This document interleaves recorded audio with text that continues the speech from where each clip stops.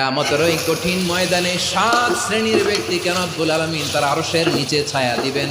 তার মধ্যে প্রথম শ্রেণীর ব্যক্তি হলো ইমামুন আদিল, যে ইনসাফের সাথে বিচার করে, যে জাস্টিস সমাজে সার্ভ করে, যে সুশাসন নিশ্চিত করে, ওই ইমামুন আদিল। আদিল শব্দটা বুঝছেন না? ইন্নাল্লাহা ইয়া'মুরু বিল আদল, পাইছেন?